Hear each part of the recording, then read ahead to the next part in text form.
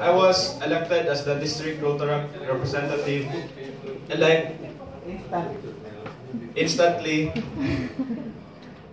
But I really don't have any plans of accepting the position since I was planning to focus on my job and career and probably lay low as a Rotaractor. But once you're part of Rotary, murag di naging kakapiya siguro. Okay.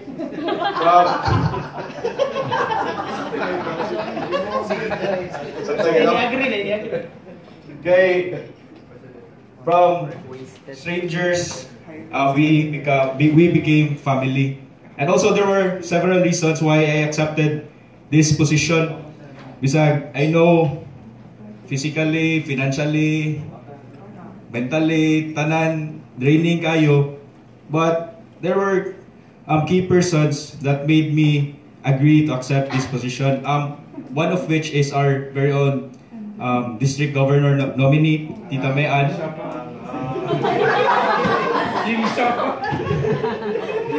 Because I was not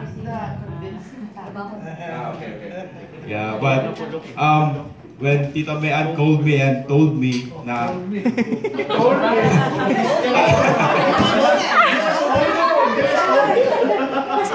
she told me na Don, she told me na Don, the position seeks the person. I vow to the termination.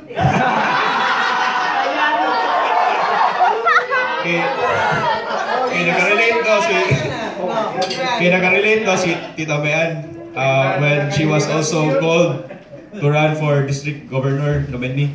And also I know that I have the full support of my DRC, past President Cristina Bacalso, and also one of the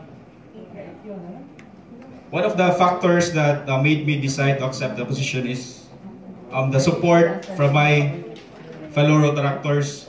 They have been there during my presidency with their 100% support. That's why during our district conference, we received recognition and awards. I cannot do it without them, but I know because of their support, we made it. Hopefully, I will also have the 101% support of my mother club, because being a DRR isn't an easy task. So, hopefully, my mother club, the Rotary Club of Cebu Fuente, will be there to support me and the whole district. So, thank you so much.